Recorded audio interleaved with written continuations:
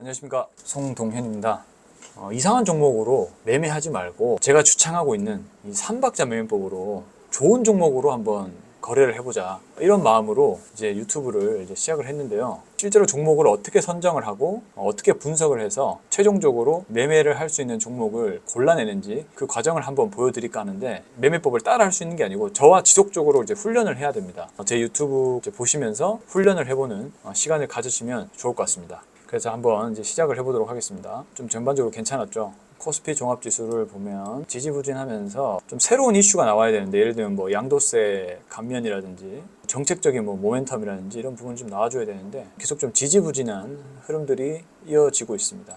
그런 상황이고, 간단하게만 얘기 드릴게요. 지수는 코스닥 같은 경우도, 코스닥은 좀 더 박스권입니다. 근데 이제 제 개인적인 의견은 지수가 오르지 않을 때는 박스권 같은 경우는 이제 개별 종목 이슈가 지속적으로 주목을 받으면서 또 새로운 스타가 탄생할 가능성이 있는 이제 그런 장세일 수도 있기 때문에 좀 더 매매에 집중을 하시면 좋은 장이다, 이렇게 저는 해석을 하고 있고, 오늘 같은 경우는 뭐 로봇주라든지 방산주라든지 지금 흐름이 좋은 조선주라든지 기존의 어떤 주도주 흐름에서 좋은 성과가 나오고 있고, 또 로봇주가 지금 노란 봉투법 통과 이후로 계속적인 기대감이 나오고 있는 상황이다, 이렇게 좀 해석을 해볼 수가 있겠습니다. 좀 본격적으로 종목을 어떻게 분석을 해야 되는지 한번 말씀을 드려볼게요. 자, 현재는 저는 이제 삼성 증권의 DTS라는 HTS를 사용하고 있기 때문에 이건 개인마다 다를 수 있습니다. 용어라든지 이런 부분은 비슷할 거예요. 자, 첫 번째 먼저 보는 부분은 바로 수급입니다. 수급. 이렇게 종목 분석에서, 자, 오늘 외국인과 기관이 매수한 매매표입니다. 매매표.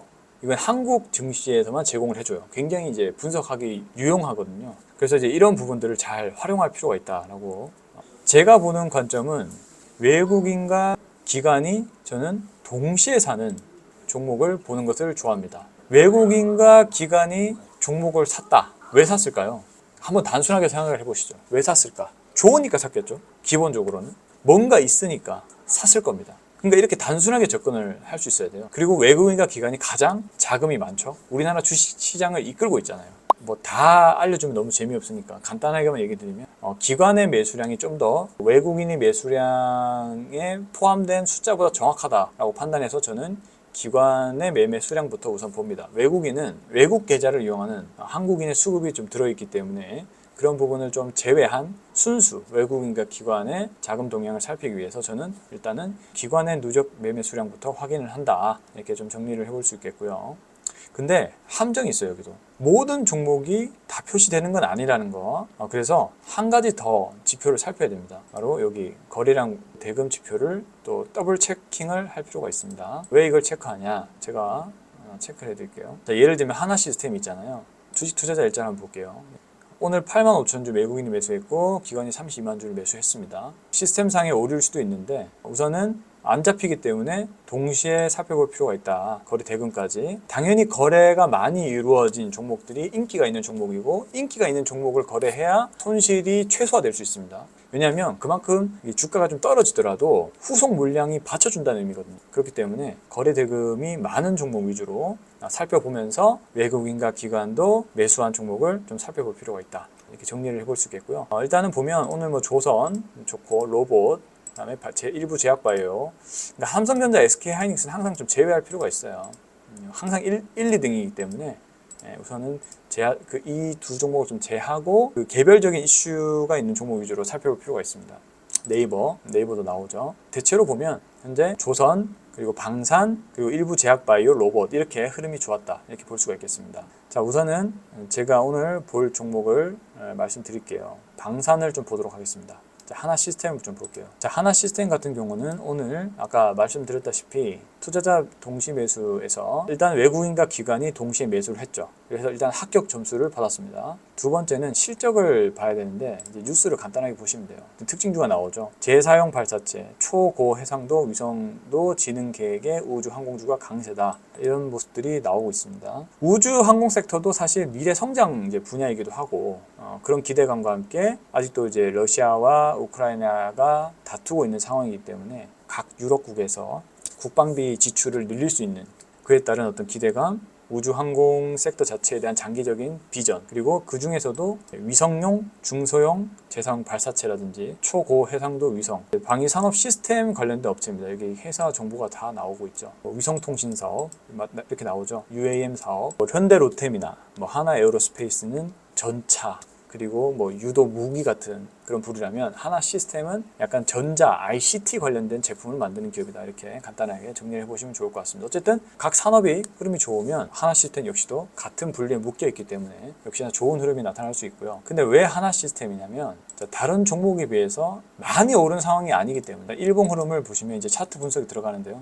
어떤 다른 방산 종목에 비해서는 크게 많이 오른 상황은 아니고 조정도 훨씬 더 많이 받았다. 볼 수가 있겠습니다. 2025년 2월부터 추세적인 상승 흐름이, 그리고 이제 최고점 79,900원을 찍은 이후로 조정을 받다가 다시 한번 9월 2일부터 강하게 반등을 일어나면서 거래량이 말라 있다가 다시 한번 상승을 해주는 그런 모습을 나타나고 있기 때문에 이런 부분들이 바로 거래를 많이 해봐야 보일 수 있는 어떤 차트를, 기술적 분석을 저랑 같이 많이 훈련을 하셔야 되거든요. 차트를 많이 보고 거래를 많이 해봐야 내일 어떤 흐름이 나오겠구나, 이런 부분들을 대충 예상을 할 수가 있습니다. 지금 조정을 받는 가운데 다시 한번 거래량의 증가를 하면서 주요 이평선을 다시 한번 우상향 뚫으려고 하는 흐름이 나타나고 있기 때문에 주목을 해봐야 된다라고 제가 말씀을 드리는 부분이고요. 현대로템은 대장주답게 흐름이 지금 주요 이평선에 대한 복귀를 다 끝냈습니다. 61선 위로 주가가 현재 올라왔죠. 가장 좋은 섹터 1등주는 가장 좋은 흐름을 먼저 보여주거든요. 현대로템은 이렇게 좋은 모습을 벌써부터 보여주고 있기 때문에 방산주가 다시 한번 상승세로 나아갈 수 있는 위치에 와 있다. 이렇게 저는 그런 관점으로 바라보고 있고요. 그래서 하나 시스템이 조금 더 시총이 낮고 움직임이 좀 더 변동성이 있을 수 있기 때문에 저는 다시 여기서 끊고 두 번째 종목을 볼게요.